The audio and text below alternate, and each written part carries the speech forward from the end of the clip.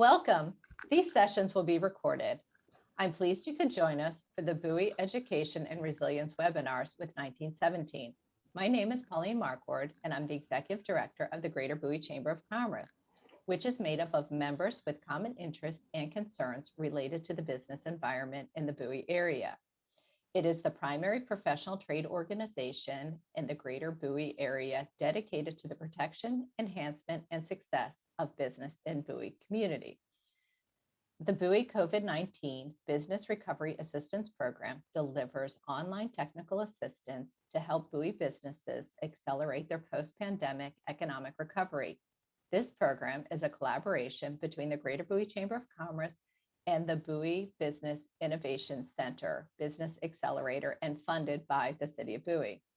During this webinar, it is best to be comfortable with your video on. Remember to mute yourself. Please ask questions through the chat unless otherwise directed. And I would like to welcome this evening, William Eric Lindsay, Senior Business Counselor of 1917. Welcome, Eric. Hi, Pauline. How are you? And hi, Great. Kessie. Good to have you here. Kessie is going to be our awesome speaker tonight. So before I turn it over to the amazing speaker, Kessie, who's going to give so much information on especially what we've experienced in this pandemic. So I'm not going to say anything else. She's going to dive into it. It's going to be amazing. So I just want to talk a little bit about what Pauline was just talking about, this webinar series that we're doing. So as Pauline mentioned, this is the Business Education and Resiliency webinars. So, and my name is William Eric Lindsay. I'm the owner of 1917, so it's always a pleasure being here. But first, I want to always say, thank you to the Greater Bowie Chamber of Commerce, to especially Pauline and the president of the chamber. Thank you for actually selecting me and my team. And we have Kessie, who's part of my team in doing this. Thank you for trusting us and selecting us and putting this whole series together. So definitely a lot of gratitude to the Greater Bowie Chamber of Commerce. This is quite an honor. And this is what we do. This is fun for us, as Kezzie's going to tell you. This is fun for us. We love doing what we do because it actually helps businesses grow when we see people change and we see businesses just move into a different phase of their lives and their careers and all this stuff. And so we love that. So thank you, Pauline and Terry, for selecting me and my team and getting this done.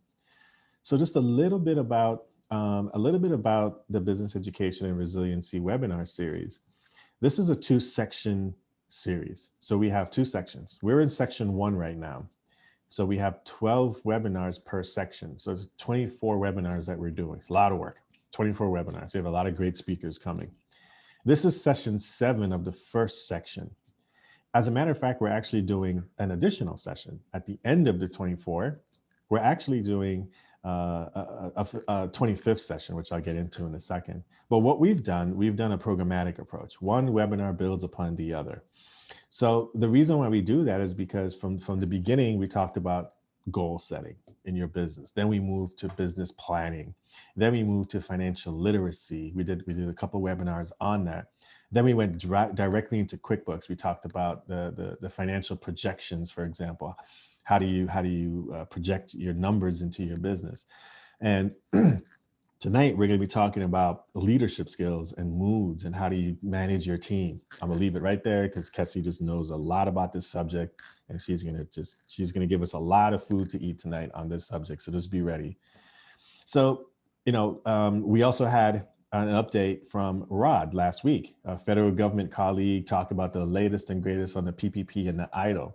So if you weren't here for that particular session, go back to the YouTube page of the Greater Bowie Chamber of Commerce and please watch that video. There was a lot of information on how to apply for PPP and EIDL and what the latest, the greatest is on the PPP and EIDL.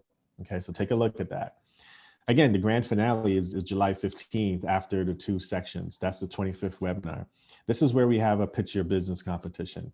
I'm going to ask some of my colleagues to come back and just kind of sit back and say, which business provided the best ask to the community here. But after every session, after the first section and the second section, I'll be doing a little bit of a coaching session on how to pitch your business and how to put that ask together. And we will definitely select a first prize winner, and that first prize winner will get a wonderful prize. I'm not going to tell you what that prize is. You gotta sign up through the chamber. You got to pitch your business, and believe me, it's going to be a wonderful prize. I'm working with another team member to provide some really good stuff for really good stuff for the winner here. So my pitch tonight, we're talking about pitching your business. My pitch tonight is I just want to ask everyone who's on the call tonight is I'm just going to ask you to do one thing: sign up and return for all of the webinars. Invite a friend who's a business owner. Invite someone who needs leadership skills. Invite someone who is a leader in an organization, nonprofit, for-profit, corporation, business. Bring them on board to these Bowie Chamber webinars. It's really for that particular group of individuals. So with that, what I would like to do is I'm going to turn it now over to Kessie. Kessie is a colleague of mine. I've known her for years. She's been doing some great work in the business coaching and business consulting and coaching community. When I asked Kessie to, let's do this together, I think before I finished the sentence, she said, absolutely, I'm gonna do this, because she loves doing this type of stuff. And her topic is really, really unique to, especially in our experience with the pandemic and the COVID from last year and into this year. So her topic is really fitting for what we're about to talk about tonight. So Kessie, it's all yours. I'm looking forward to your presentation as well. Okay. Thank you so much, Eric, for that wonderful introduction. And thank you also to Pauline for allowing me to be with everybody tonight. So just a quick thing before we get started. I love interaction. Share information, shout out your questions. There are no wrong questions. We're spending our time together strategizing and really dealing with, from a positive standpoint, how to deal with your employees during a pandemic, including managing your own mood and helping them manage theirs. So again, thank you. And so for our time together, just wanted to share some of our goals and objectives. So we're going to talk a bit about how work style preferences influence your mood and your team's mood as well, and your performance. We're going to also talk about ways to become a super adapter, because doing that will definitely help you improve your mood, but also help you reduce stress. We're going to also talk about how to encourage yourself and others, and really using a model of love and servant leadership to help your team members navigate through this difficult time. And then finally, we'll talk about utilizing mentoring as a tool to motivate and engage employees. And so before we get into it, I just want to share that I am not a medical practitioner. However, I am qualified to talk to you about these things today for two reasons. One, because I have worked with many health clients prior to starting my business. I actually had a senior leadership role at the American Red Cross and at the chapter level, as well as headquarters in the president's office. So have done a lot in health, have been a consultant to a number of agencies, including the FDA as well. So have that background in health.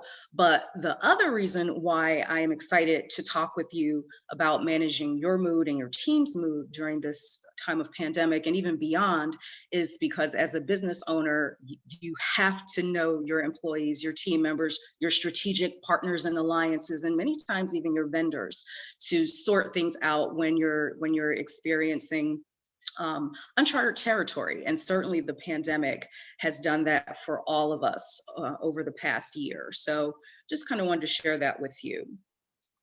So in terms of our time together, getting the most out of our time together, we're going to have some candid conversations. Again, all questions are welcome. I love the interaction, so please feel free to shout out your input during our time. And we also have some useful resources that we'll be sharing with you that you can use as a manager and a leader within your organization, but you can also share with your team. So how are you feeling today? So normally we use this to gauge how people feel on our team on Fridays. So hashtag Friday feels. And so it's really a good way to get your team talking about, I'm feeling great, feeling down. For most of us, we're across the country, we're experiencing a lot of snow and ice and weather. So for people who don't like the wintertime, maybe they're not feeling so great today. So this is, again, a good way to get your team talking about how you're feeling. So I'm going to ask you, if you're brave, to share in the chat, how are you feeling today? So you can give me 1 or 2 words that describe how you're feeling today or right now in this moment. So I'm going to take a second to ask you to respond or to consider and think about it. How are you feeling? Any brave souls? Excellent. I love it. Positivity. Yes. So this is something, again, that you can share with your team. And of course, for those who are more introverted, they may not want to share out loud, but as a manager, I would look for perhaps some nonverbal cues so that you can follow up with them to really do a deeper check-in. So if you take nothing away from our time together, I want you to remember that self-care is not selfish. As a manager, you're responsible for leading this entity along with everything that comes with it, and not just staff members. Many of us are making choices about our clients, our spending, our saving, and so many times I think CEOs or leaders, corporate leaders, organizational leaders feel it's selfish to take time to take care of yourself, and it really isn't, because the bottom line is, if you're not okay, your team is going to pick up on it and you can't be productive for them. So self-care isn't selfish. I wanted to share, before we kind of delve into things, just this interesting survey from the Small Business Majority.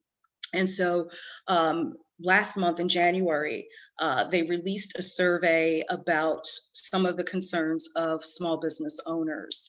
And as you can see on the snapshot, there are many people who are concerned about improving health and safety, having access to capital, selling products and services online, debt relief, all the things that many business owners or leaders have had to be forced in many instances to think about because of COVID-19. So I do have a resource that I will be placing in the chat for you so that you can take a look at the wider report. And again, this came from the Small Business Majority. So our first poll question. So I would like for everyone to respond. Are you more or less confident about your business survival now than the same time last year? So I really would like for you to put your answer in the chat. Are you more confident, less confident, or do you have the same level of confidence? So I'm going to give you a second. So we have some more confident. Good, awesome, awesome, awesome. And that's something to celebrate. Same level, okay. Okay. So let's talk through it.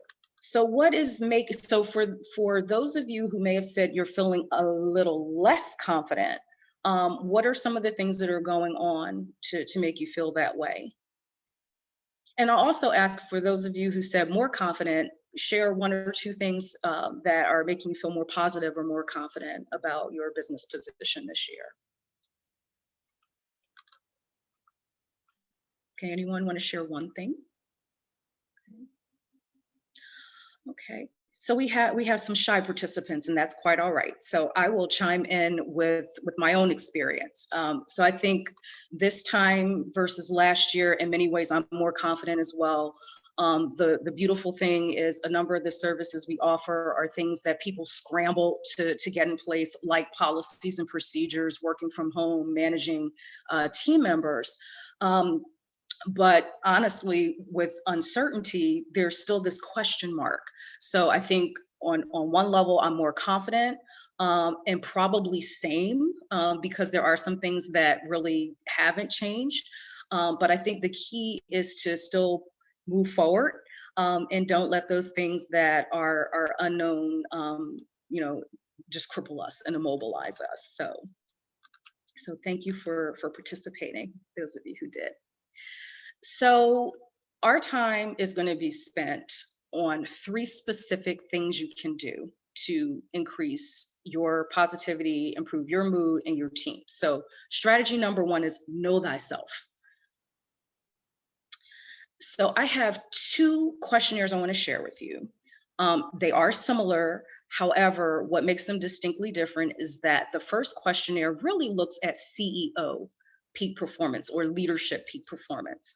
And so, one of the things that's crucial is to know your rhythm, what drives you, what time of day you're mostly functional, and your leadership style, because that will help or should help inform some of the decisions that you're making and your interaction with your team members. So for CEO peak performance, are you more productive in the morning? And that includes early morning. Are you more productive midday? Perhaps you get more done in the afternoon or even late afternoon or evening. Many schedules have been topsy-turvy with the pandemic, so you may find that you used to have one peak performance time of day, and maybe you're experiencing another. And I'm going to talk about why it's important not only to know your own peak performance, but your teams. But I'm just curious, does anyone want to put in the chat, are they more morning, mid-morning, or afternoon, or even evening? Anyone want to share? Okay, morning. So am I. Morning, yes, yes. Anyone, I'm curious, anyone afternoon or late afternoon? Early morning, good. Anyone late afternoon? Okay. Yeah, so it's really important to know when your peak performance is, especially again, as you match work tasks or assignments, particularly since many of us are still working from home and you're not able to see your team members face to face. You're mainly working virtually. So that is really important to know. So what about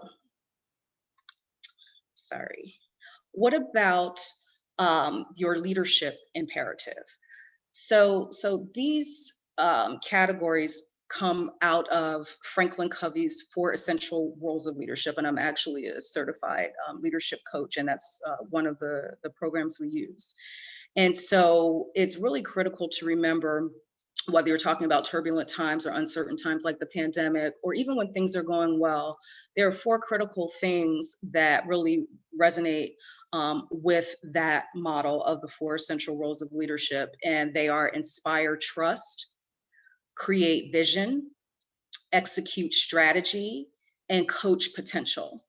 So, we're not going to go into the 4 essential roles. However, I think that these are just such important ways to be able to engage your team members and have that continuity, again, despite some of the uncertainty. So I would ask, all of our leaders on the webinar tonight to think about how you're inspiring trust, or are you inspiring trust for your team? It's really important, even if you are concerned about things, to have authority. So if you're panicking, certainly that's not necessarily inspiring trust. But think of ways that you are able to, even if it has to do with having the courage to have a tough conversation. Are you inspiring trust in your leadership and inspiring trust in the company itself? With so many businesses temporarily shutting down, or unfortunately permanently shutting down, are you communicating with your team members in a way that doesn't make them even more nervous than they are? And also, are you creating and articulating a vision for your company? So many companies have adapted during this time, including introducing new services or new products. We heard at the beginning of the pandemic how some wine and spirits companies have transformed into making hand sanitizer. So even if you haven't adapted or changed that much, are you creating and implementing a new vision for where you want your business to be as things kind of normalize, and we kind of navigate through the pandemic? Do you have a clear vision now on how you're adapting, or how you're growing your business, how you're growing your revenue? And a really important key to that is, yes, you can create the vision, but are you communicating it with your team members, and are you getting feedback? So when we talk about employee engagement, I have some specific questions in an assessment that you can certainly feel free to share with your team. And thirdly, are you executing your strategy? It's great to talk about the changes and the things that you want to see improve. However, are you executing? Do you have the right people in place on your team? Are you identifying and acknowledging skill sets that some of your team members have shown during the pandemic? So it's really great to really be able to look at your team members and say, who can I rely on to execute the strategy? But it's not even just the folks who are working on your team. It potentially could be your interns, your volunteers, your strategic partners. So we have a small group of partners who have similar visions and similar business models, and many of them are our go-to people when we're trying to figure out, how we're going to execute a particular strategy for a specific service or even a client we want to go after. So really being able to execute that strategy. And then lastly, under the leadership imperative, coach potential. So even with uncertain schedules or just extra work or long work days, are you taking the time out to coach your team members to help them really develop stronger skills, to assist on a new project, or to take on additional responsibilities? And so part of the coaching also is being able to coach them through difficulty. So this is part of why it's important to know your own leadership style and what you're bringing to it, so that you're a stronger leader for your team. And then lastly, strengths and challenges. So knowing your own strengths. Do you have interpersonal skills? Are you able to explain complex details in a way that is easily understood by your team members? Are you really good at staying on schedule, helping people, building people up? So knowing what your strengths are as a leader and rely on them to help your employees during difficult times of uncertainty, and even managing their work schedules, which we'll talk about next. And then, as we're talking through our strengths and the things that we do well, what are some of the challenges? What are areas we want to improve? So, if your communication style needs a little bit of dusting off or improvement or strengthening, be honest with yourself and engage the resources that can help you become a better communicator, for example. So these are just 3 things for the CEO to think about when really assessing how you are as a leader, which then ultimately impacts the way that you're able to influence your team members. So I'm going to ask, anyone want to share strengths, some of their strengths or challenges or things they want to improve? Anyone want to talk about it?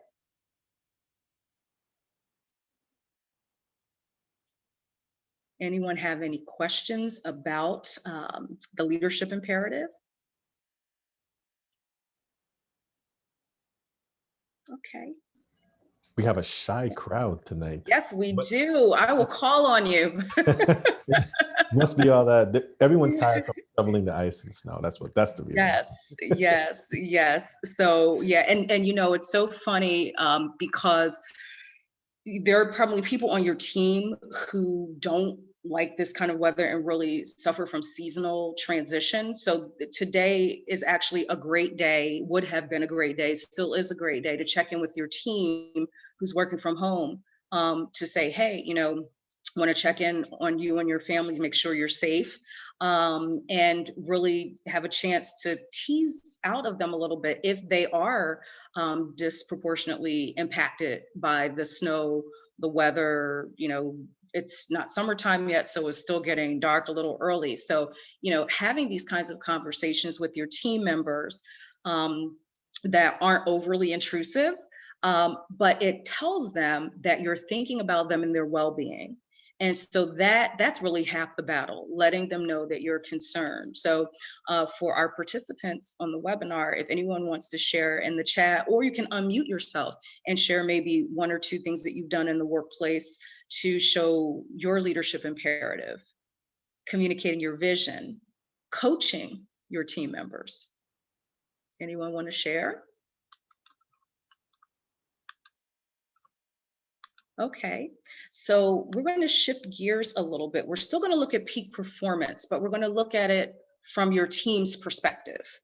So, do you know your team well enough to know who thrives in the morning, who you can reach out to early on and call and things get done.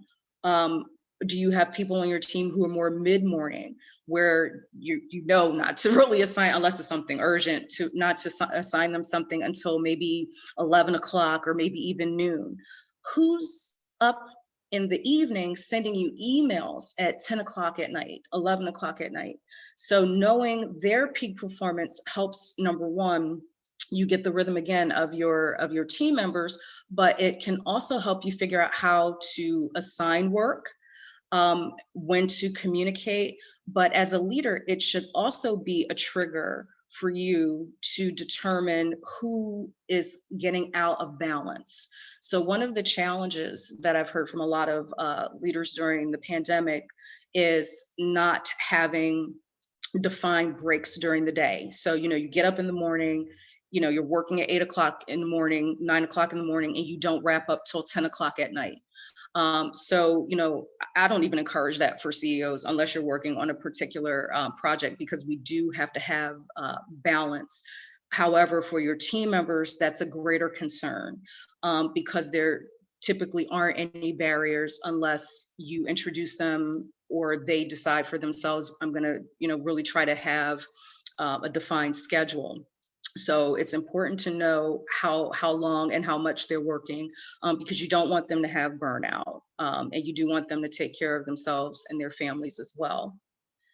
But knowing your employees' work style is important too. So in terms of their peak performance, are they independent? Do they need a little bit of guidance, a lot of guidance, no guidance at all? So knowing their work styles is important, not just for assigning work, but even pairing your team members with other people on the team so that they can be a buddy or motivate them or be a support system. Because the reality is, no matter what kind of relationship you have with your team members, sometimes they will feel more comfortable talking to someone else on the team instead of you as the CEO, for a number of reasons. So, knowing what those work styles are like to be able to pair them for mentoring or even shadowing and interaction. And then also knowing your employees' strengths and challenges. So more often than not, you're probably able to identify their strengths, what they do well. You can rely on Jane to take a project and turn it around very quickly, error-free. But you may not be as familiar with some of the challenges. And this can be a tough area, especially during the pandemic, because if you're not, again, communicating and asking these kinds of questions, Jane may have a lot of difficulty that may not come to the surface until it's either too late to counsel her, too late to give her kind of a reprieve or redirect her. So it's really important to have some of these conversations.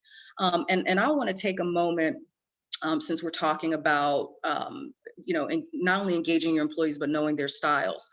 One of the things that is very concerning to me is that during the pandemic, and I mean for large corporations to small businesses to startups, we unfortunately are neglecting the performance evaluation process. So even processes that are shifted or changed, have shifted or changed a little bit because of COVID-19. So I want to use this as an opportunity to encourage anyone in the webinar who has kind of abandoned that to revisit, but in an altered way. But the point is, you have to give your employees feedback. You have to do, formal check-ins, informal check-ins with them.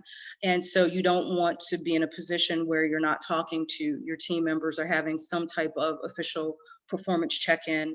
And even from a legal or risk perspective, you want to definitely make sure that if performance evaluation processes, even ones that look different now, are in place so that you're following your own organization's processes. So I want to pause and ask if there are any questions specifically about the peak performance questionnaire. Or even if you don't have any questions, is anyone using a similar format to kind of check in with themselves as leaders, but also your team members? Has anyone used something similar? Hey, Cassie, this is William here. You know what's really interesting about what you just presented, and this is kind of a question for you as well, Mhm, is you look at the cycle of when a business makes money as well. mhm, So, like for example, when you analyze certain companies, like I would probably say um, grocery stores come to mind. mhm, We tend to analyze them. What time of day do they have their peak revenue or their low revenue? When are the peaks? mhm. And those are things that we look at as well. Yes. Is the employee engagement, but also the customer engagement. Mhm. What times? What are the cycles for customer engagement from? Depending on the business, of course, but we look at it from what time of day is their peak revenue and profit. Yes, absolutely. And even when thinking specifically about when your employees are on, if you have an employee who is specifically, all of us are customer service. All of us should be ambassadors for our businesses. But if you're looking at an employee who specifically is dedicated to the customer service function, and that person isn't fully functional until after lunchtime, then you may want to, and this is exactly why you check in to kind of gauge where people are. Um, you may want to rethink how you're assigning the work, because if they're lethargic or not communicative in the morning, they may not be the best representation to your potential clients or your current clients, and the client may or customer may feel neglected because they don't know what's going on behind the scenes. So thinking about how you're assigning work, matching that as much as you're able with the peak performance piece, can really help you have happy customers, which means you're generating more revenue, happier employees because they feel heard, understood, and they're able to use their processes or the way that they operate within their roles to do better at work. And so, one thing I want to point out before we move on is you may have employees who have one particular peak performance style, whether it's time of day, even strengths,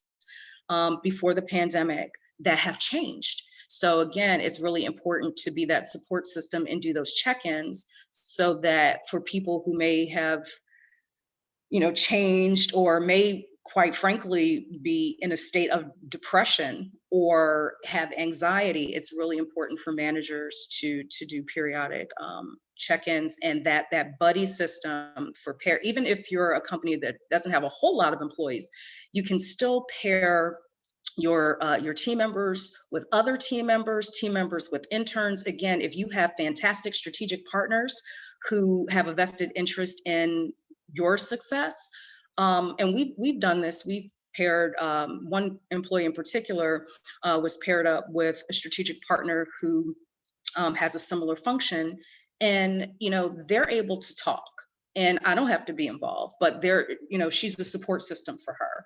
So it's good to utilize some of those processes. So thank you. Thanks. Anyone else have a question or comment, or want to share one of their best practices based on the peak performance? Okay, so we'll continue. But I will tell you that is going to be one of your homework items to introduce the notion of really getting feedback from your employees if you're not already doing it, to gauge their peak performance. So on to strategies for know thyself. Establish a schedule and stick to it. And before you beat me up, I know in a time of the pandemic, you're not always able to stick to it. So really the point of this is to have a regular schedule, have some normalcy and consistency with it. And if you need to change your schedule, that's fine. There may be multiple reasons why you need to adjust, but the point is to have a schedule where and so this is from a manager standpoint as well as for your team members. So, for example, if your standard is to have a team meeting on Monday morning, try to be consistent and stick with that. And if things need to change, of course, communicate it with your team members. But they're relying on you to demonstrate stability. Working with your team to adjust their schedule. So whether you're engaging the peak performance model, or if you're just noticing changes or trends with your customers, your operations, making sure that you're communicating with your team to make those adjustments. And also one of the key pieces during the pandemic is there are going to be certain processes, certain things, including potentially work hours. And many of us are segueing into the hybrid model where some of your employees go on certain days of the week, certain hours, making sure that you're communicating along the way as much as you're able. Hey, this is a temporary thing, or this is something that we're exploring keeping potentially in 2022. So making sure that you're communicating that as well, what things will be short-term changes, schedule and otherwise, and other things that you may anticipate as long-term changes. And so we talked about a little bit about that employee engagement survey, and I have some questions shortly that I'll share with you that you can ask. But use your peak performance status to schedule and attend meetings. Again, manage assignments, and then plan breaks too.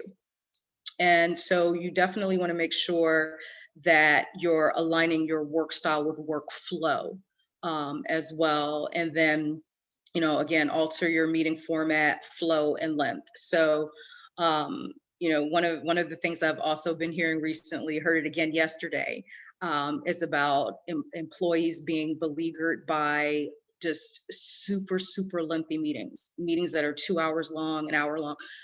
And of course, there's some content that, maybe a longer meeting is required. But one thing that we found effective over the years and still engage, even in an altered work environment, are really short meetings. So our meetings really don't last more than a half hour. When we're together, we have stand-up round robin. Virtually, we have round robin. So it's effective, short and sweet and to the point. It doesn't drag on, because that can cause malaise for your employees as well if your meetings are going on and on, and especially if you're having super lengthy meetings where it could be more effective to just meet one-on-one with a particular person or a small group to reduce the amount of time that it takes and be effective. So really altering that meeting format. And one final thing I'll mention about the meeting format as well. I had a question about how to manage and navigate team members who want to take over. They may not have done that in the face-to-face meetings before COVID-19, but in the virtual world, that person just wants to talk. So certainly make sure that you have an agenda. So even for our brief meetings, we have a written agenda, virtual meetings where we'll share it on the screen and say, hey, this is what we're going to talk about. These are the people who are going to talk about these topics. Give me your feedback. Can we all agree that this is the agenda we're keeping? Yes, great. And you move on. And what that does is it sets the tone. Everyone has who's going to be a part of that agenda, and really that's everyone, whether there's someone who's speaking or not, because we're all participants. It creates ownership of those specific topics where people will be responsible, and then making sure that everyone has an equal voice and no one is taking over or running over others. So any questions about the know thyself? Yeah, we do have one question. How do you maximize a meeting with people with opposite styles? Okay. So if you could if you can unmute yourself if you like, and give me an example, a specific example. Is it that their work styles are different, their communication styles are different, or you can put it in the chat, either way. It's a more of a meeting style, like, some people more visual, some people more, want to talk or something, so trying to get the right meeting to get the right group of people. Right. So that's a wonderful question. And so I would say to you that employee engagement to get to know what their styles are really is the first step. So I'm going to answer it two ways. So in an ideal world, getting to know their styles ahead of time would be helpful. However, many times, you have to schedule a meeting, get things done. So you may not always have enough time to say, well, what do you prefer? So what we've done is we've incorporated both. So we have things that are highly visual, and I'm actually going to show you an example of a visual thing we include during our meetings. So we have visuals. If you are a part of the agenda and you need to speak, you're going to speak. Now, depending on your personal style, maybe you're not verbose, maybe you'll get in and say what you need to say in 2 or 3 minutes and people can ask questions. For people who are a little bit more long-winded, this is again where you can say at the beginning of the meeting, everyone has 2 minutes to report or 3 minutes to report. But definitely having a mixture of visual as well as the verbal content, as well as the written follow-up. And so, one of the trends, and I'm not sure, with the people on the team in terms of their generation, but studies have shown over and over again that millennials, for example, tend to take in information visually. And we've tested it out. And it's so interesting because how we tested it out is we had a particular process that had different steps. When we created a visual that mirrored those steps, and there was some written content, but it really was a colorful visual, the people who preferred that style said, oh, now I understand what you mean. And they just got right on it and did what they needed to do. So I think it's always good to have a combination, but definitely check in and ask them, hey, what do you prefer? What style? So I hope that was helpful. Anyone else? Okay. So we talked about knowing thyself. And as I share with you, I have some sample questions that you can include. So you can do the employee engagement assessment or survey in a number of different ways. So you can have a dedicated meeting around it under the guise of, hey, we're still navigating the pandemic. We're thinking about how we're interacting with you, how you're interacting with the customers, how we're managing our teams. And so we want to get some feedback from you. You can also make it a questionnaire and survey monkey. You can, post it on your intranet. If your employees log in, they can take it. And there are just so many different ways that you can put it together. But the bottom line is you want to know if they need more support from management. You want to be able to assess whether or not you're maximizing your team's KSAs, that's knowledge, skills, and abilities. Again, one of the stories I've heard time and time again during the pandemic is, oh my goodness, we had, a certain employee who we didn't realize they had all these technological skills, and they're the people who got us on Zoom, or they're the folks who organized the webinar. So knowing what your team's capabilities are, again, knowing if they have a healthy balance between their cutting off their work day, having time with their family, and come back to work. And of course, again, it's difficult because there's so many needs that a company has or a small business has. But you want them to have enough time for their families, especially since many people are still doing, homeschooling. People are taking care of elderly parents. And, if you're, and I know none of us are like this, but if you're an employer who says, well, that's their problem, I just want them to get the work done. Oh, it is your problem, because they're not going to be efficient and effective. They will have more anxiety because they are balancing more and more responsibilities. So it is up to us to even in this time of uncertainty, to create as much of a so-called normal environment as we can during this time. And then I'm not going to go through all of these, but I do want to spotlight the one on corporate social responsibility and community engagement.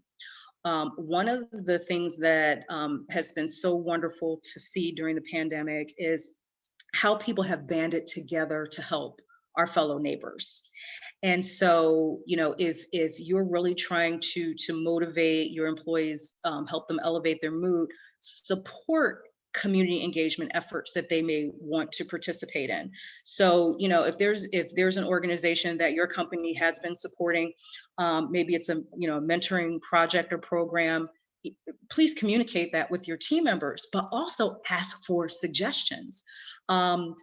People are involved in all kinds of things, and one of the areas of focus during this past year has been food insecurity. So a lot of people just on their own are making meals for others, or buying food and donating it. So just ask your team members, hey, what are some suggestions for us to get involved more in the community?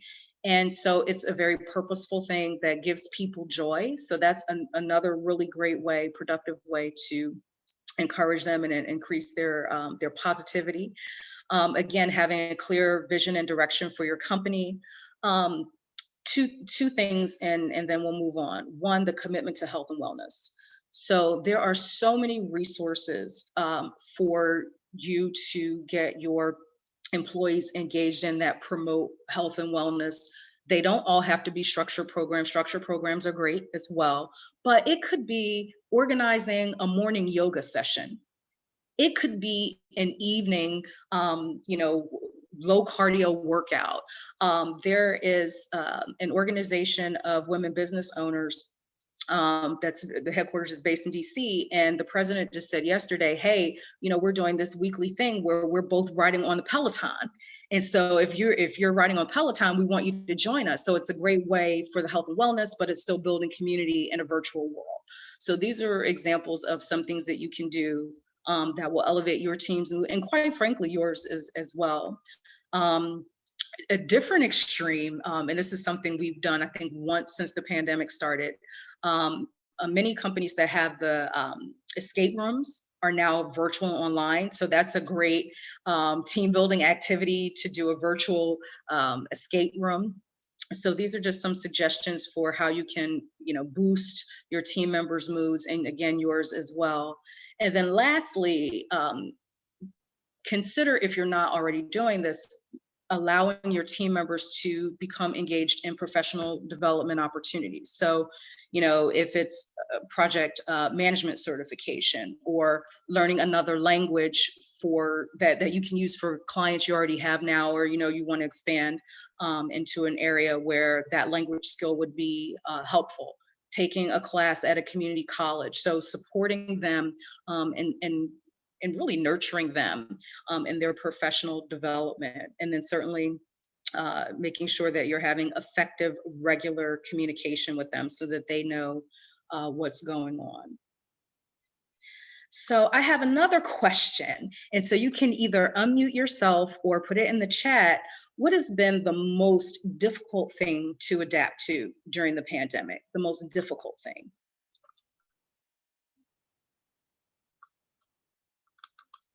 The most difficult thing. And so you can talk about it professionally, personally, or for your team. And for your team, I imagine that you're having conversations and asking them about how they're adapting and how they're doing. Okay, yes, work-life balance, yes. Always connected to the computer. We're gonna try to help you fix that. We're gonna try to help you fix it. Anyone else want to talk about what's been difficult since the pandemic started? I'm surprised no one's saying not able to see their family members. I was going to say that one of the things that's been most difficult was it's actually professionally, personally, and for the team. It's exactly what you just said, Kessie. Mm-hmm. It's that community, because when you go to work, it's a community. Yes. when you and I are working with clients or we do different things, it's like, oh man, we got to do Zoom again. It'd be great just to sit down and just be yes. humans and catch up and see how things are going. But yes. there's that factor there. So mm-hmm. that's been an interesting thing to deal with. Yeah, it is tough. And so if anyone else is experiencing the same thing, so it is a difficult thing. However, I've found personal comfort in using technology in maybe a slightly different way to be able to feel almost like I'm there, even though of course there's nothing that compares to it. So for example, there is a platform that we use to have monthly networking events. And so it's very interactive, and you're able to literally look like you're meeting one-on-one with a person. There's a chat feature. So just trying to utilize technology in a way that simulates it. And of course, there are a number of different apps out there to help, but there is nothing like being close. And that's one of the reasons why I'm happy that some companies have been able to graduate to the hybrid model. And so I'm going to give one quick suggestion. This is something we're actually working on for March. Through a relationship we have with a particular industry in the city, we have asked them to safely dedicate a huge room for us to use with no more than 15 people. We're setting up the different stations. We're inviting some of our partners to participate so that we can see each other face to face as safely as possible. Of course, people will have their testing, but it's a way for us to kind of reintroduce community in a way that's safe. And again, it's building extra community because now we're engaging our partners. But that's something that we're hoping to do in March. So, you're not able to have a lot of people, but 15 people are better than one. So anyone else have difficulty adapting to other things with the pandemic? Anyone else want to talk about it? Okay. I'm a hugger. And I think that the physical contact with people or the lack thereof has been the most difficult.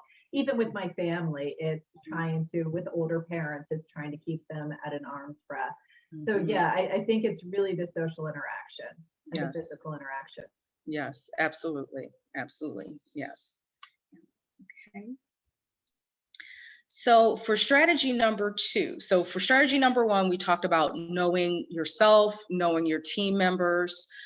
Strategy 2 is become a super adapter. So I think, most of us would imagine that throughout the course of almost a year, we have been able to adapt. But have you really? So let's talk about it. This first one is so basic, but I think we don't always reflect on how it could truly impact. So maybe not you, but definitely your team. Organizing your workspace at the start and end of the day. So the picture on the top is not my desk, but some people like to live in organized chaos, and there's actually nothing wrong with that. The key is when you conclude your work or your day to tidy up at least a little bit, because what will happen is, and again, I can focus more on the team rather than calling people out. But what will happen is when your team starts the next day, they're already setting themselves up to be overwhelmed because it's a mess and they can't find anything.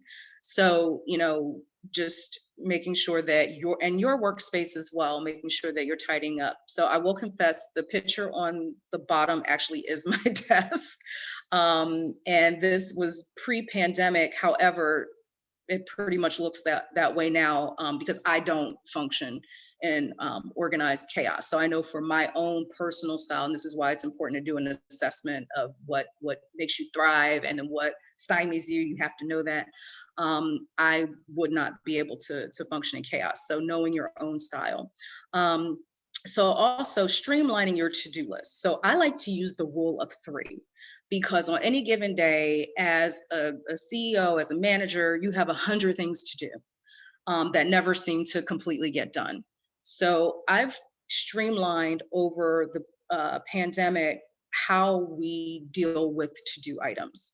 So the rule of 3 is, if you have a long laundry list, pick I would say the top 3, but for CEOs, if you want to do 5, that's fine. But the top 3 tasks that really need attention, and prioritize them. So the one that requires your immediate attention that you really can't procrastinate about, tackling that first. On the other extreme, the third one is something that maybe is on the radar now, but maybe you have a week to complete it. And then in the middle, for the second one, it's a task that you can work on incrementally. So you do need to pay some attention to it now. However, you have a little bit of time to complete it. So maybe on Monday it's doing part of it, and by Wednesday or Thursday, you're done. So the rule of three can help take off some of the stress and anxiety for you as a manager, but for your team members, it could also work well to get them not to freak out because of deadlines, competing deadlines, and things that are required of them. So we like the rule of three. And then certainly create and implement your contingency plan. So, with most of us adapting during this time and having to shift or change things, we're doing it by rote, but not necessarily writing down and capturing how we've shifted, why we shifted, what are the outcomes, who's involved.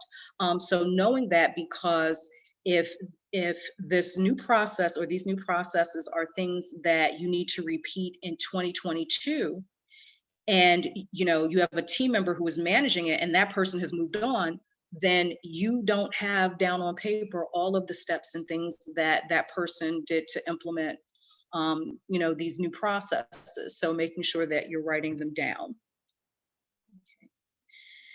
And speaking of processes, making sure that you're providing clarity and guidance on changing policies. So for many of us, when the pandemic started, people jumped in to write work from home policies.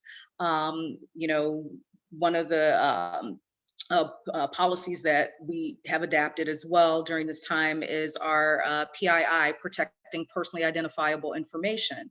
So, with working from home, having different cloud services and things that we've used to kind of keep plugging along, making sure that as you change what those procedures are or who has authority, that you're providing clarity on that as well. And again, as we shift to a hybrid situation where you're able to get some of your people back into the office, making sure that you're providing clarity on not just when the office is open, the hours and the roles or function or people who are going to be there, but the why. I'm a huge fan of sharing with team members the why behind certain decisions so that they understand, it's clear for them, and you hopefully will have more ease in getting them to adopt it.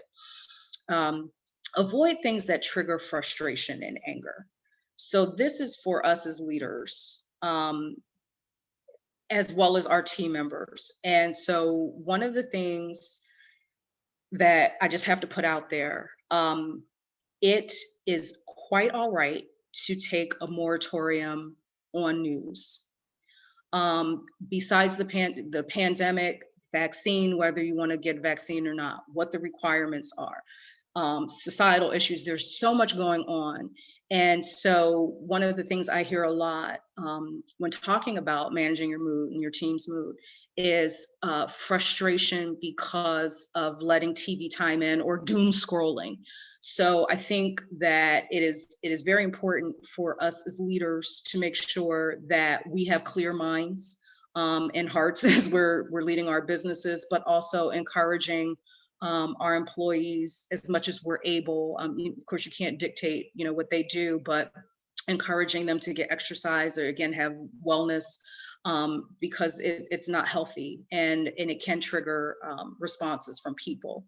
And then lastly, and I said at the beginning, we're servant leader model, full of love here, embracing the golden rule. So do unto others as you would have them do unto you. And so modeling those kinds of leadership characteristics, I think, is half the battle. We're all frustrated at times, scared sometimes, but making sure that we pause before talking a certain way to our employees or being abrupt. So just, really keeping that in mind as you're communicating with them. And then as you see employees who may butt heads with other team members or have a lot of frustration, really encourage them to step back and take a moment if they need to as well. Okay. Any feedback or comments about being a super adapter? Anyone want to talk about ways that they've helped their employees adapt? is anyone having any challenges in their employees continually adapting to how you're doing business now during the pandemic? And you can feel free to unmute yourself or put it in the chat. I would ask maybe how many people are self-employed and really are just maybe having to take care of themselves and wear so many hats at once. Right. So that's perfect. So I would like for you to put in the chat if you whether or not you're responsible for managing others, if you have team members that you're managing. And I want to define team members. So dedicated staff, or could be consultants who work with you on a day-to-day basis, project-based. So for those of you who do have team members, would you please put that in the chat? And so while you're doing that, I want to talk to people who are a party of one doing several things. So of course, if that is your situation, I would recommend that you really take that CEO questionnaire to really get to know what your work styles are, how you interact with others, how you're demonstrating those four categories that I pulled out of the four essential roles of leadership, because you have to govern yourself. And you have to make sure that you have proper time to take care of yourself. Remember, we said self-care isn't selfish. But what I also understand, as someone who was in that situation, you're responsible for everything. So when we talked about creating those boundaries or those schedules, I would say on any given day, just map out the things that are most critical to deal with that day, because you're going to get overwhelmed and frustrated if you're not able to achieve it all. And so for example, one of the things, and I would highly encourage all of you to think about doing this in a way that works for you. One day of the week, we do strategy day. Now, when I first started and had no one working with me, I still had strategy day that was devoted to thinking about the business, to an extent, business development, clients, thinking about our services, retooling, reevaluating. And I knew to anticipate, if not the full day, at least a portion of the day to devote to that. And I was really diligent about not letting anything interrupt it. Well, got away from it for years, and actually January 1st of this year, implemented it again for all of us. And I think with maybe one exception, have been able to stick to it. So for those of you who are doing it all on your own, I think that is a good way to be able to manage those responsibilities in a way that doesn't cause you extra anxiety. And you are able, if you do it right, you are able to be productive. So let's take a quick look at the chat. So we do have a few people who talked about having team members. Yeah, so I would say start with that questionnaire, so that all of us know how we are, know thyself, but also the employee engagement. So talk to them. You can use that list to pick, if you don't want to do a full on employee engagement, definitely deal with the one about communication, the health and wellness piece, looking at their knowledge, skills, and abilities and how they're contributing to the workforce, and the support they need from you as a manager. Because we don't always ask that. And especially if we have high performing folks where you just give them a task and it's done, we don't always think of them as needing support. And maybe they do, we're just not asking them. So being able to ask your team members that. And so, speaking of communication, wanted to spotlight some communication resources and tools that all of us should have in our arsenal. So the policies, procedures, and processes in place, in writing, and especially those that have changed during the pandemic, making sure that they're all solid. Because what you don't want, well, number one, you want clarity, but what you don't want is for your team members to say, well, that's not there, that's not in my employee handbook, I didn't know I had to do this. Making sure that you're keeping all of those documents updated. Another population, I think, unfortunately, that has been somewhat overlooked during the pandemic are our team members who need accommodations. So, making sure that you're being compliant with the ADA Act, making sure that, even on the website, and making sure that it's compliant for usage.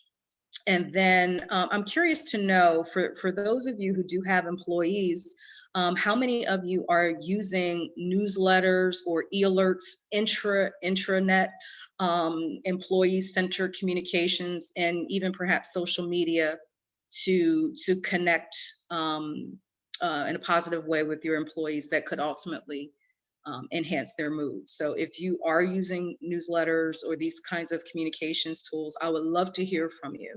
So feel free to unmute yourself and talk about how it works, or if it's working, or what you've improved.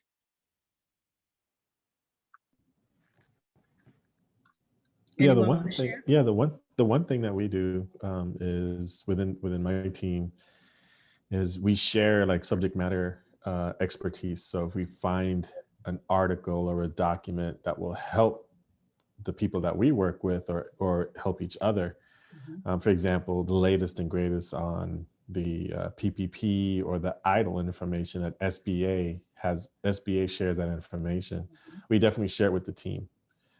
We talk about different economic indicators that come out, just like tidbits of information we share with each other.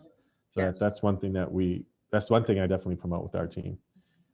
Awesome. And so are you finding that in general, you'll get feedback, or, people say, hey, this, I was able to learn something, or able to use this even in, in their function at your company? Oh yeah, definitely. Definitely, because we all share the information, and it the kind of information that we share it was a standard when we started having our Monday morning team huddles, where it's like, don't wait for the team huddle to share something, but if there's any tidbit, just share it with everyone. And Absolutely. yeah, it makes us, it's definitely team cohesion, and it shows that we're working together on a common Yes. mission. So that really works really Yes. well. I love it. I love it. And along those lines, it's also important to keep celebrating work well done. So if you don't have something in place, or maybe you did before COVID-19 and it kind of got away from you, but employee spotlights, like shouting people out, employee of the month, people who go the extra mile, someone who did something in their community. We talked about the importance of having that community engagement piece. So using some of these communications tools also to shout out employees and interns and volunteers as well, because it can motivate and encourage your team. And so we talked about some folks being able to switch to hybrid and reopening. So making sure that you're communicating that, and who needs to be where and when. So that is very clear. You don't have people showing up and you have too many people in your office. Updates to emergency management, risk mitigation, again, contingencies. So anything that your team members would need to know. And also, again, want to talk about the strategic partners, because if they're working on projects with you, they'll need to know some of these things as well. And as I said earlier, making sure that as you're communicating the changes and the things that are happening, that you emphasize the why, so that they understand why these changes are necessary. Okay. So this is an example of one of the things that we use to keep our meetings interesting. So to the gentleman's question about visual versus written, so we have a contest. And so, somebody has a video bomb, cat meowing, dog barking. So we actually give out prizes. And so one of the prizes we'll do gift cards for gas, for groceries. There is a company that makes, they do it for individuals, but they're really geared more towards small businesses and larger companies, where they put together meals, they deliver them all around the country, And when you have a team meeting, you can enjoy your gourmet meal together. So that's one of the things that we do that really encourages people, boosts people's moods. And again, trying to have that camaraderie because we're not face to face. So this is an example of one of the things that we do. And I believe this is the last poll question that I have for you before we go into the last segment. So what resources do you need right now, here and now, to maintain or increase your current staffing levels? So to get more people in to work with you, financial, bandwidth or capacity, time, or another resource. And so if you're picking another resource, share specifically what that is. So if you wouldn't mind putting that in the chat, what resources do you need to maintain or increase your staffing levels? If that is one of your goals. And if it's not one of your goals, you can share that too and talk about it. But what resources do you need to increase your current staffing levels?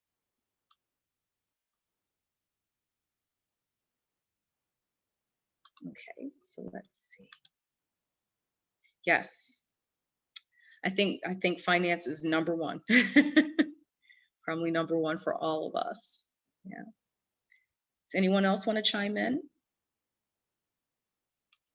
Okay, I'm going to give you another moment to do that. And while you're putting your answer in the chat, I'm going to share a few resources with you. And one is the full report of that COVID-19 National Small Business Poll results.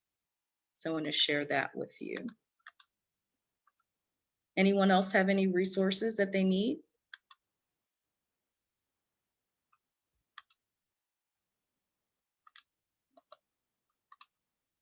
Okay, you guys are shy. Guys are shy. So I'll tell you, for us, financial, yes. Probably bandwidth to even have the time to focus on the whole recruitment part of it, engagement, onboarding, all of those things. So, you know, that's definitely a part of the concern. I'm curious, anyone else have any feedback? Any feedback? Okay. Okay, so we will move on, and again, I'll share some of those resources in a moment. Okay. So the last strategy, encourage others, and by encouraging others, you will encourage yourself. Okay. So one of the things that's really important is monitoring your sleep habits, eating habits, and exercise. So how many of us have gained the COVID-19 pounds? How many have successfully taken it off? Exactly. And so monitoring, you know, again, those habits are important for you as a manager, because studies have shown the more regular, consistent sleep you're getting, the more alert you'll feel, which influences your decision-making capacity. Making sure that you're eating as healthy as you can. I like to follow a pattern of not eating heavy meals or anything unless I have 3 hours before I go to sleep, because it impacts your digestion, drinking water. So making sure that you are taking care of yourself from a physical health standpoint. And then in terms of encouraging yourself and others, partnering up and conquering work assignments.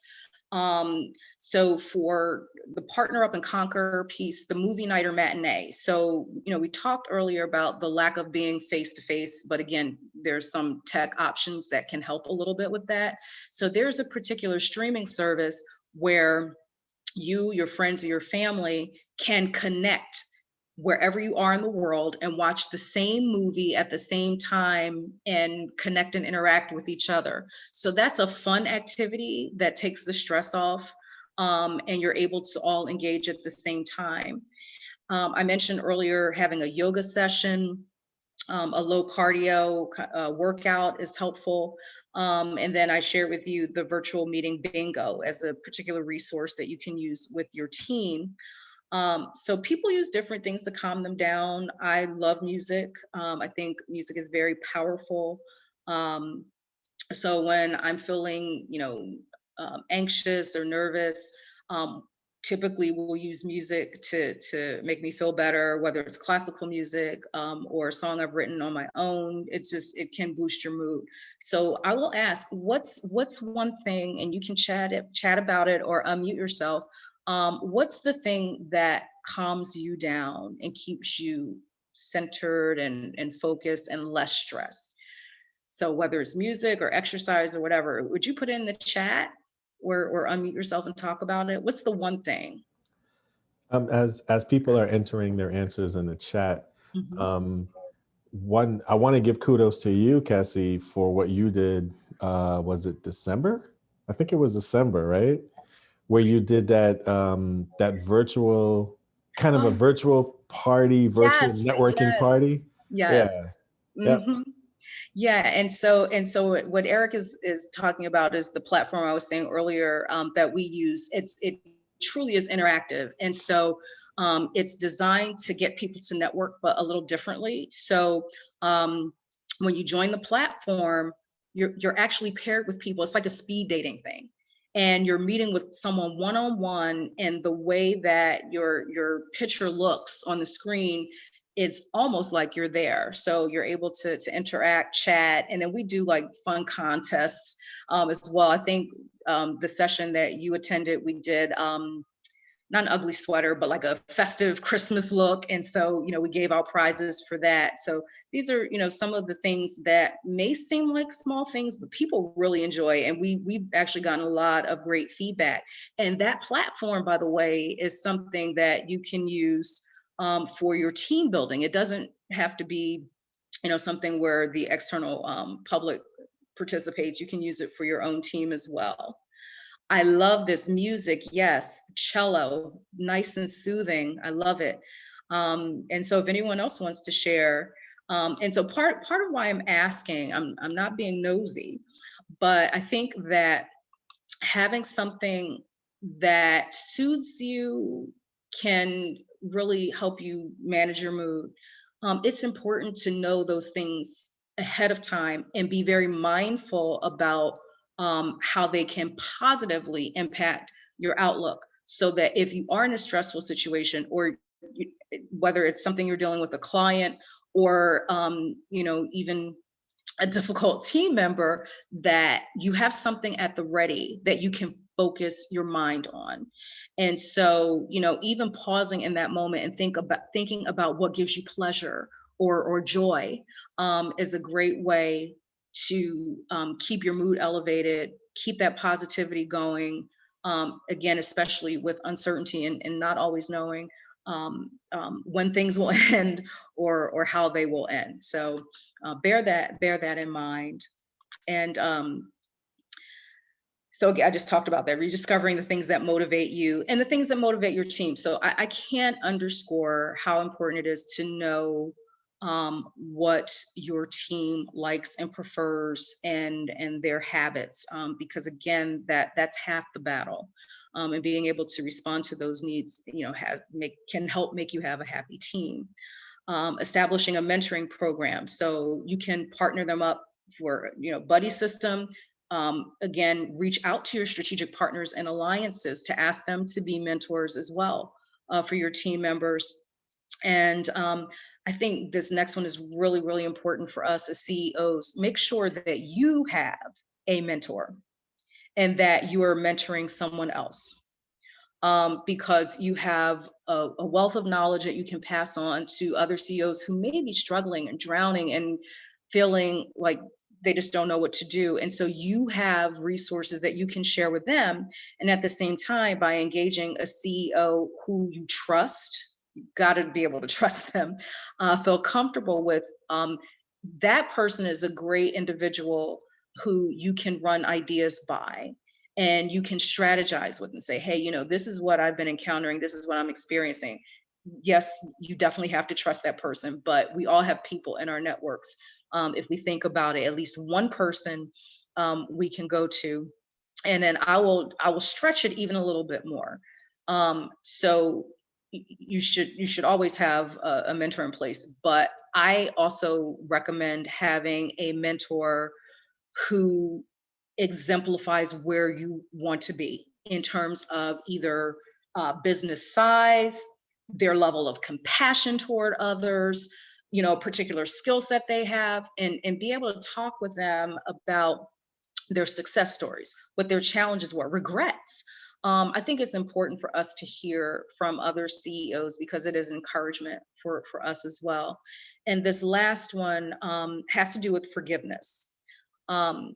So during the pandemic, sometimes we may have short fuses, get agitated a little bit more quickly in the workplace and outside of it. And it's so important to remember that people aren't always purposely affronting us.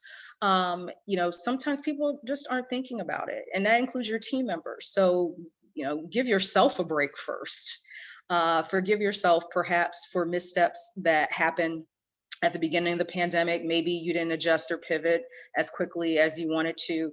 Let it go, because if you don't, it will constantly be an issue in the back of your mind, and you won't be able to progress effectively unless you do it. So that's my PSA. Forgive. So one of the things that I have for you, and I would certainly encourage you to use this for yourself, but certainly with your team as well. And I will put in the chat this resource in a moment. But the Manage Your Mood, bear with me, your Manage Your Mood worksheet. So it lists all the categories that we went over. So know thyself, super adapter, a bit of encouragement, and action planning. And so for this, of course, I would again encourage you to use it for yourself, but you can also share it with your team members. And you can, tackle it in a few different ways. You can ask them to complete it on their own. You can, again, partner them up with someone else on your team.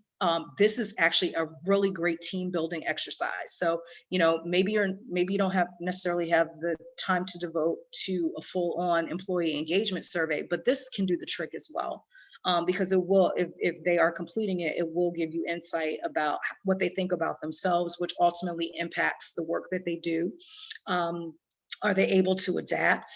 You're able to also extricate some of the knowledge, skills, and abilities when they complete it. And maybe if you're thinking about a project that's coming up and you need that skill set. So it may be a way to promote or plug in an employee to an opportunity for them to grow.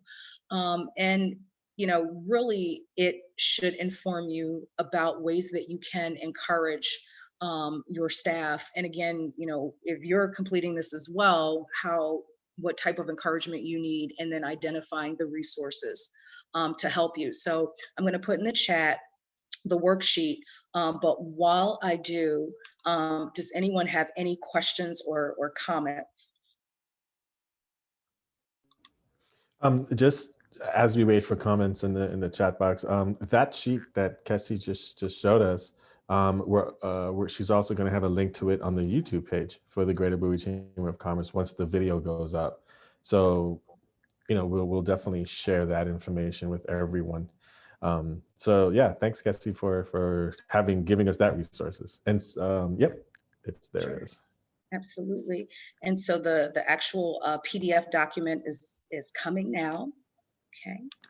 And so you can feel free to use that with your team, and really just really try to be as supportive as you can despite all the change.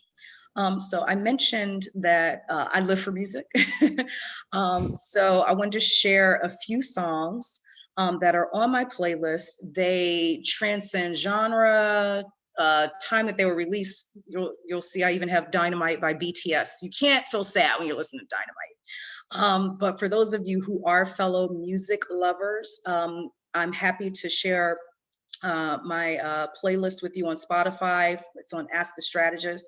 And there, there are other songs besides these that are on the list. So now what I like to do before we conclude is to segue into the action planning, because I've talked about a number of things with you, but this is an opportunity for you to map out your strategy. So we're going to do an exercise together. because we'll start here, but I hope you'll continue on after the webinar. Chart some things out. So what specifically do you want to improve? What is a strategic goal that enables you to manage your own mood or your team's mood during a pandemic, maybe beyond? Maybe your strategic goal has to do with, some things that you want to implement as we kind of return to whatever our new sense of normalcy looks like. What steps are needed for you to be able to achieve that? And how will you measure success? Well, I've got a worksheet for you for that too. So the first thing is to identify your stakeholders. So once you identify your strategic goal, what you want to achieve. So for example, your strategic goal could be to have a weekly check-in where you are solely dedicated to taking the pulse of your team members. It could be having a dedicated day for or time frame for a fun activity. So, I showed you earlier the Friday feels. It could be a Friday fun day. So whatever your strategic goal is, but who are the stakeholders? So who's impacted by that strategic goal? Who on your team under staff responsible will lead or support the goal? So maybe it's you, maybe it's someone in human resources or human capital, maybe it's someone in operations, but whoever that person is or those folks are. And then for action planning, the specific steps that are needed to help you implement that strategic goal. So those are the first three things to tackle. And then identifying the resources that are needed to meet that strategic goal. So it could be a financial resource. More often than not, it's probably time, maybe a particular skill set. So what resources are needed to achieve that goal? For due dates, you could tackle this a number of different ways. So it could be the due date for the actual goal itself. It could be specific due dates that correspond to the action items. It could be quarterly or a particular date, whatever works for you. The key is to use those dates or those timeframes as a motivator to actually achieve that goal. And then lastly, what are some of the benchmarks and milestones that you'll use to measure success? So, is it a more engaged team? Is it that, you're feeling wonderful, revved up and full of pep on Mondays where now maybe you're not feeling that way? So how will you measure success for that goal? And so while we're looking at these sheets, I would ask if anyone wants to share the goal itself, not these other parts that you'll flesh out post webinar, but if anyone would like to share a strategic goal, something maybe that you've said since last year you wanted to just pause and focus on during the pandemic, and you haven't gotten around to it. Let's get to the work and move you forward on that goal. So does anyone want to share a strategic goal? And you can share in the chat or unmute yourself.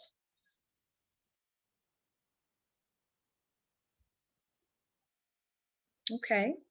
So your homework is to use these resources to flesh out what that strategic goal is for you, and who's going to help you meet it, the action items that are related to it, to move you along and get you and your team revved up, more focused, more present in the moment. And again, as most of us work toward getting back in the office, whether it's hybrid or fully in the office, using these resources to help you support your team and yourself.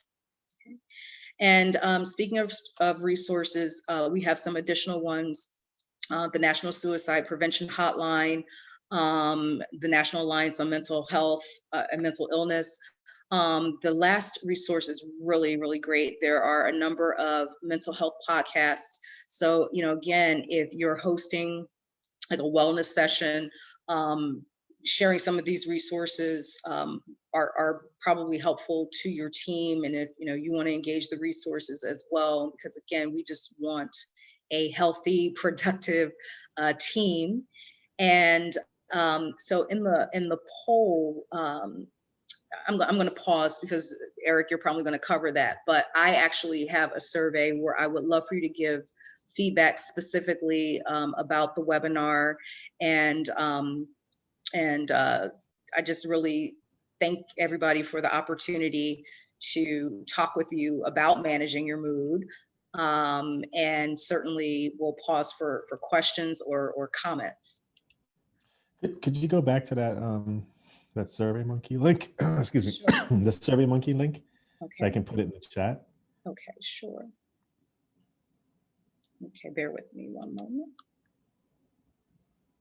No problem. Mhm. Okay. So here we go. /r/w.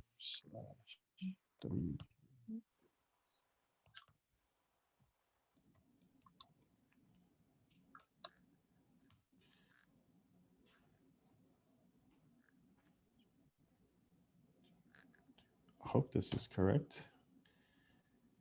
That looks right. We'll find out soon. No, Kezzy, this was great. Thank you. Yeah, this is a lot of great information. We can actually not just do it in business, but we can do it for our personal lives as well. And this is why, last week we were promoting everyone just to come on board, because this is exactly what we knew you would do. Yes. Is for business and personal, the way we manage ourselves in the pandemic, and a little bit of the tools that you gave and you talked about in doing this. The one thing he talked about goals was, and part of this effort is to obviously grow the membership of the Greater Bowie Chamber of Commerce. And, with Pauline leading the chamber in that, that's definitely a goal. That was actually one of Terry on the first goal setting webinar, the very first webinar. He wanted to grow the chamber by, I think it was 5% by August, I think it was. Wow. So that this is all part of that effort, is to do these educational webinars and increase the membership of the chamber over the next few months by doing these webinars. So that's something that we, Pauline's gonna get in touch with you and get back with you on how that goal worked out. Yes. So with that, and in the chat, Kessie is actually putting a bit more tools and some information for everyone to download. So please, if you have your chat open, just download that information. And it's also going to be shared on the link. So Kessie, just want to say thank you so much. This was a lot of information. You covered a whole bunch of stuff, fascinating stuff. And, some of it is like, oh, this is really simple, but you don't realize that we don't do it. Yes, exactly. Exactly. So these are things that we want to take into our daily lives and into our workplace. So just with that, Cassie, thanks. This was great. Just really enjoyed it, and you're going to be back again. You're going to be part of the second session as well. So we look forward to bringing you back in the second set of 12. So just before we close out, what I want to share with you is, again, remember I asked everyone to please come back and be part of keep coming back to the next webinar. Next week's webinar, as a follow-up to what Kessie was doing, because remember each webinar builds on each other, is, Kessie talked about how do we shift, how do we pivot, how do we change our mood? How do we build our teams? How do we change our day? And how do we look at our flow? And it's all part of our business plan. It's all part of what we do. Next week, we have this particular consultant. Her name is Carolina Gomez. She's going to be talking about the food industry and the pandemic and executing a shift to thrive. So the really cool part about what Carolina does is she's a food expert. She's a food industry expert, and she has worked on restaurants, opening restaurants. She's been on national television on certain food shows and food programs. She's a chef by training. She's owned her own deli and things like that. So we're going to learn a lot next week from Carolina and her experience, her vast experience in education, especially in the food industry. As Kessie mentioned, that's been one industry that's hugely impacted because the food insecurity issue, and how we address the food insecurity issues within our DMV region. So definitely want you to share who's coming next week. Definitely sign up for next week's webinar. and certainly be part of the conversation next week. So we look forward to having everyone on. Pass it over to Pauline. So thanks again, Kessie. This was wonderful, and we look forward to the next presentation in a couple of months. Okay, thank you.